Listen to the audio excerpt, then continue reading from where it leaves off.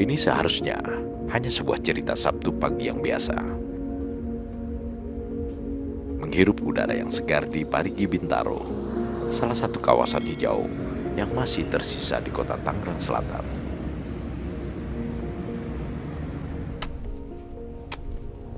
Namun kemudian saya bertemu sosok ini. Seorang petani soliter di tengah lahan pertanian yang tersudut sendiri di pinggir jalan tol yang sibuk. Sebuah pemandangan tak biasa, anomali di tengah hiruk-pikuk pinggiran kota yang terus mengembangkan diri menjadi metropolitan ini. Namanya Sarmili. Usianya sekitar 70 tahunan. Tubuhnya legam, langsing berotot, khas petani.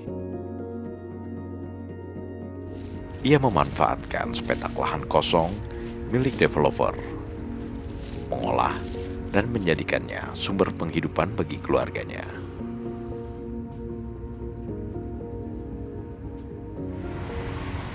Perjumpaan yang tak sengaja ini dan perbincangan sederhana yang terjadi terasa sangat mengisi jiwa. Ini juga ya Pak. Saya kemudian rutin mengunjunginya hampir setiap pagi. Dan begitulah kisah ini bergulir.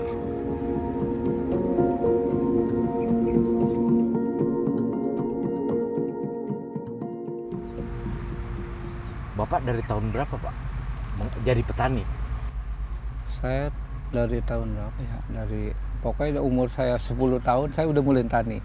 Saya waktu itu belajar dari sekolah SD udah mulai tani sama orang tua. Oh, orang tua petani juga? Iya, tani. Orang tua petani dulu di mana Pak? Emerald, waktu belum jadi Emerald.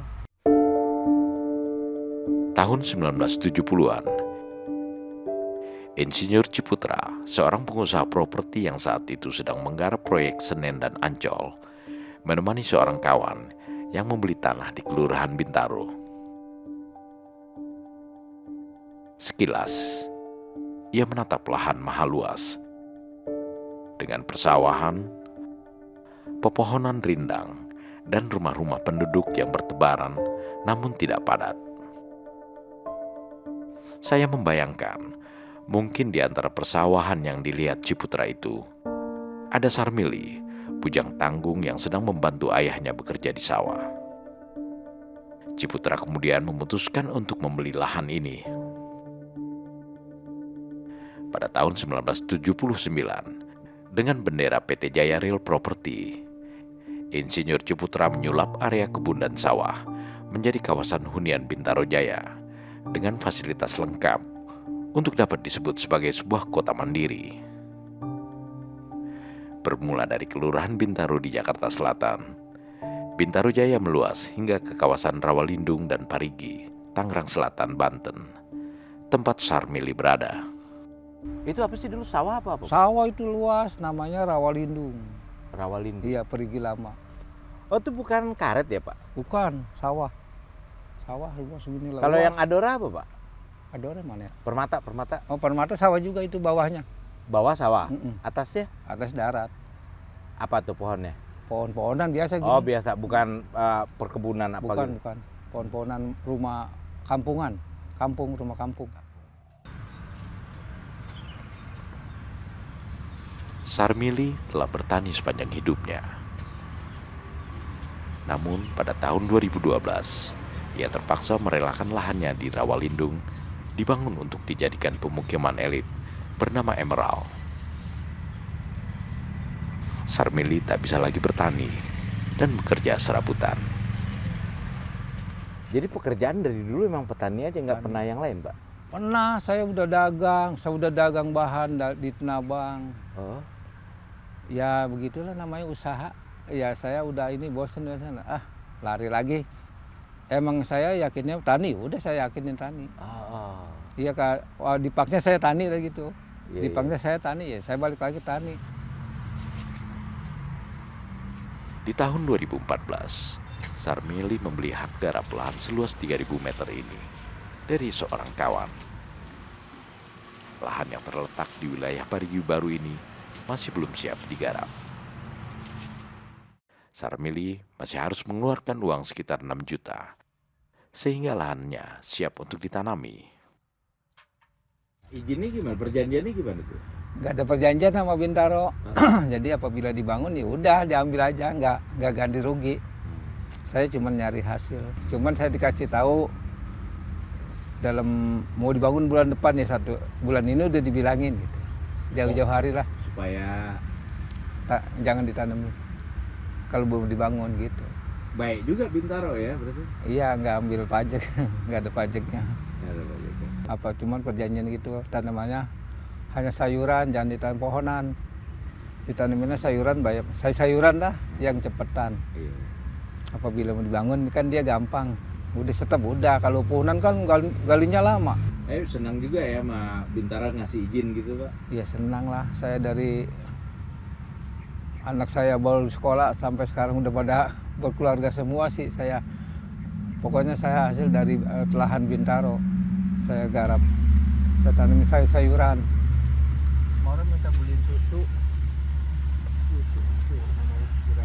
Dengan sistem tanam bergilir, Sarmili memastikan panen setiap minggu, memberikan penghasilan yang cukup untuk memenuhi kebutuhan keluarganya.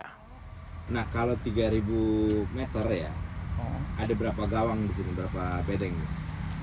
3.000 meter sebikin ini 5, ini 8, 9, 9, 5, 15, 20 bedeng.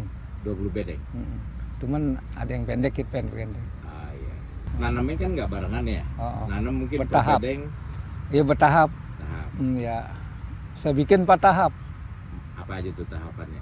Ya, pertama ya saya tanam bayam kangkung setahap. Setelah tumbuh saya tanam lagi. Dia tumbuh saya tanam lagi. Jadi dia panen, dia gede gitu. Jadi setiap minggu ada panen nggak tuh Pak? Iya, tiap minggu biasanya. Tiap minggu panen. Berapa bedeng tuh kalau setiap minggu? Tiap minggu 4 bedeng. 4 ada yang 5. Jadi taruhlah ya setiap bedeng itu seminggu 4 atau 5 bedeng. Iya. Dapat duit kira-kira berapa tuh Pak? Ya kecil sih dapat uangnya mah, paling 2 jutaan lah. Setiap minggu 2 juta. Yang ditanam apa aja sekarang? Bayam kangkung. Bayam kangkung doang, enggak Kenapa lain-lain. bayam kangkung doang? Karena cepat. Dia umurnya panen 20 hari. Cuma 3 minggu dia panen. Gitu. Makanya Putaran uangnya cepat. Iya, cepat. Buat beli beras cepat.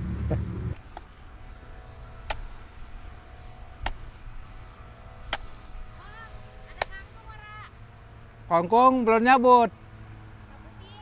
Hah? Bisa sih. Buat warung buat apa nih? Buat warung buat makan. Bayam nggak kangkung doang kan?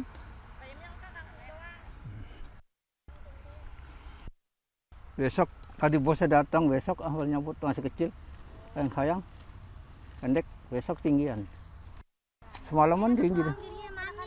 Iya, segini sedang enak tapi saya rugi, tekor. Iya, ikatnya boros. Enggak tuh ada tuh coba petik ya. Tuh ya tuh atuh, kalau lagi. Kelihatan tua enggak. Habis dah.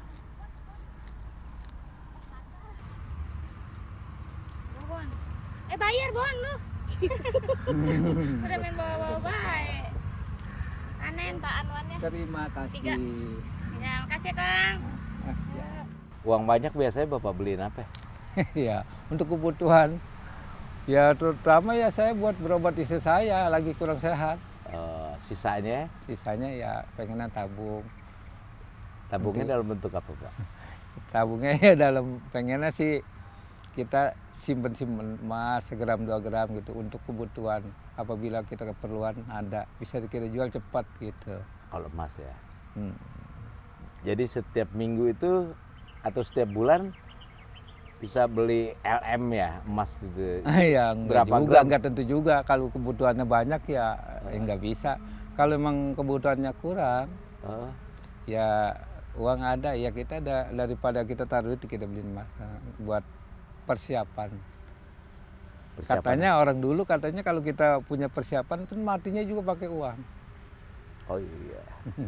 Belum buat ngawinin. Iya, ngawinin udah kagak ngawinin dah sekarang mah. Udah selesai. Udah selesai. Masih inget nggak Pak? Udah berapa banyak emas dibeli Pak? Ya banyak kalau saya hitung-hitung mah banyak dah, udah. Ada sekilo? Ya enggak sekilo mah. Ya 450 mah ada kali. Saya waktu itu dari sekolah anak saya jual berapa 40 gram waktu itu. 40 Buat gram? biaya sekolah. Oh. Mau keluar lagi mau masuk. Oh. Itu buat biaya. Terus setelah ngawinin, ya, saya ngawinin jual emas juga. Ngawinin habis berapa gram tuh Mas? Ngawinin saya jual dulu habis ya 30 gram. Saya nambahin uang dah. Kan ngawinin ya nggak cukup 50 juta Pak. Berapa sih habis? Ngawinin? Iya. Ya kalau kita poya-poya ya begitu masa 60 ke atas dah. Sampai tuh. Iya. Foya-foya itu kayak apa sih Pak? Poya-poya ya kita nangkep dangdut. Wih. makan, pokoknya poya-poya. Itu bikin Pasar Mili bahagia gitu. Iya. Saya hobi orangnya, biar susah juga hobi.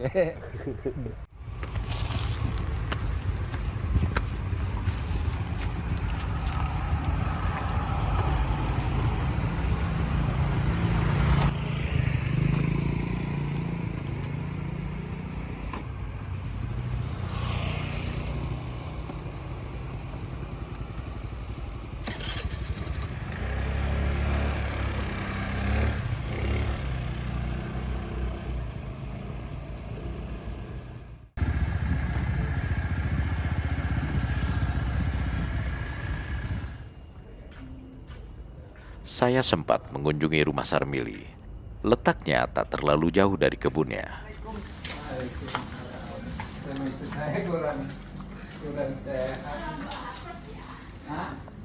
Rumahnya sederhana, namun permanen, menggambarkan hasil kerja kerasnya selama bertahun-tahun.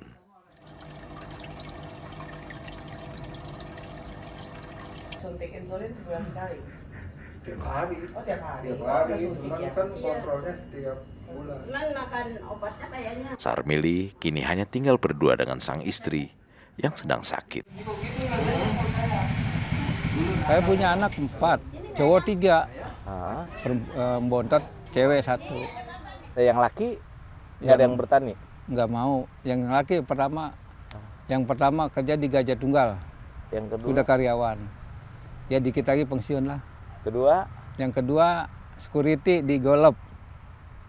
Emerald. Di Emerald. Terus? Yang ketiga di security di Bank BJB di Depok. Oh tinggal di sana. Ya tinggal sini tiap hari dia. Oh gitu.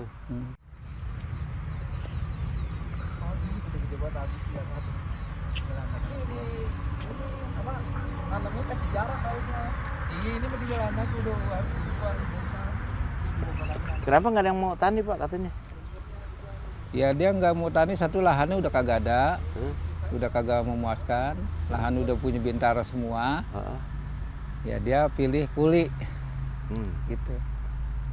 Kalau tani nggak nguntungin gitu. Sebenarnya nguntung Pak, untung. Cuman kalau kita yakin mah, cuman kan jatuh di anak malah yang beda. Udah kenyang lah dulu tani, dia pengen sekarang kerja gitu. Oh gitu. Pengen ngerubah gitu. Iya ngerubah. Itu pupuknya pakai apa? Pakai itu. Jalan.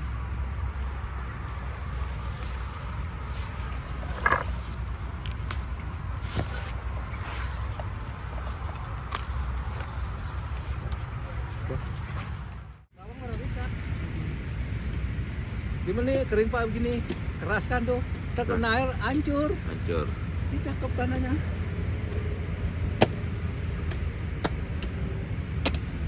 Pak, Bapak mau belajar nggak bikin pupuk sendiri Pak? Dari aku bahannya. Bahannya ambil tanah dari akar bambu, Terus terus dikumpulin sama daun-daun kering, terus kayak organik gitu ya? hah? Di kompos itu disebutnya. Kayak dulu. kompos tapi disiram, semprot. Bapak ada alat semprot nggak? Ada. Nanti ada drum 50 liter, isi air dulu, campur itu Dia ditaruh di apa, di kolam? nggak di drum plastik gitu. Kalau bapak mau, ntar kita bikinin, cariin itu, beliin drum itu. Gunanya dia buat apa, pupuk apa tuh? Pupuk buat mikroba tanah, buat nyuburin tanah dulu. Dia organik. Kita kalau pakai ini Kayak organik tapi bikinan sendiri biar murah. Jadi ngilangin beli NPK. Iya. Kalau dia pakai urea mulu tanah kenceng Pak ini. Dia kalau musim hujan lembek, kalau musim panas keras. Iya. Kalau urea. Karena dia kan pakai mutiara ya. Iya. MPK mutiara. NPK mutiara. Itu kan ada 16 tuh. Iya. N16. Nah, yang 52%-nya itu residu, Pak. Itu yang bikin keras tanah, kering. Iya. Apalagi urea. Jadi harus dikasih itu terus, kalau nggak mau tanam kan. Kalau ini nggak. Sama kentang rebus 2 biji.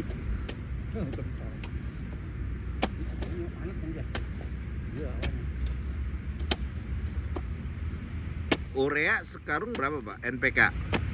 NPK mahal, 1 kilo 12.000. Kalau kilo. urea NPK yang bagus 22. Iya. 22. Itu beli sendiri berarti. Kalau urea sekarang Berapa banyak tuh Pak? Nih, 2 bedengan ini, kilo.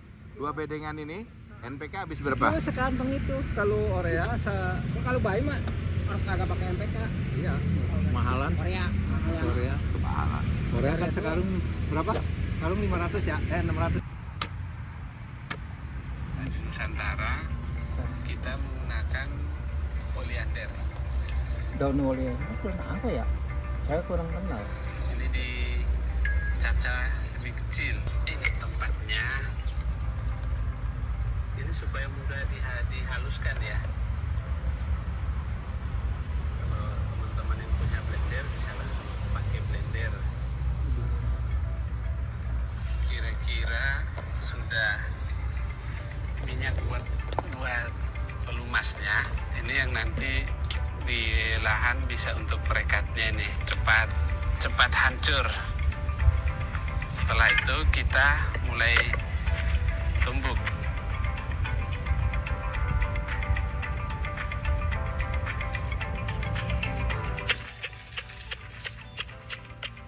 Ditumbuk boleh, di blender boleh. Sampai Yang bagus sih blender halusan itu. airnya jadi berwarna hijau. 5 hari aninya, jangkanya. Direndamnya. Ntar disaring ya. Hari. Ya, ini kalau kurang ditambahin lagi air sedikit.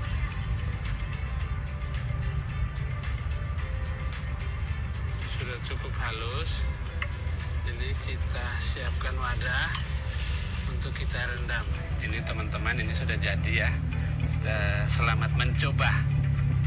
Daunnya di sini kagak ada Pak daun itu. Bisa diaplikasikan pakai daun lain selama dia itu pahit, selama itu dia nggak disukai nama hama gitu, Pak. Yang kita kembangkan Ini di daun yang Tani pahit Nusantara, banget daun. kita Apa menggunakan ya? oleander. Apa itu? Apa ya di sini? Lantor. Ini dicaca Ambiroto. lebih kecil. Nah itu bisa tuh, Dia kan pahit banget. Ini pahit banget tuh. tempatnya. Campurannya apa ya? Ini supaya Daun. mudah Sama dihaluskan sambiloto, daunnya berarti kan ditumbuk, terus kasih minyak goreng. ya. Teman yang punya Dikit. blender bisa langsung Blender, Iya. blender lah gasikan, Heeh. halusan. Enggak di blender, ditumbuk. sudah. Terus diamin 5 hari. Bisa saya kalau ada alatnya langsung bisa. Ini yang nanti di lahan Ntar bisa untuk 5 hari perekatnya disaring. cepat Itu pakai cepat semprot. hancur.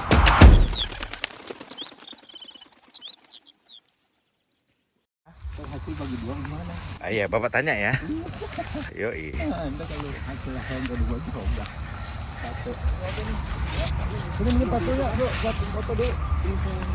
Udah. Agar milih pakai dan rame dulu, udah pesen masa udah ditanam dulu.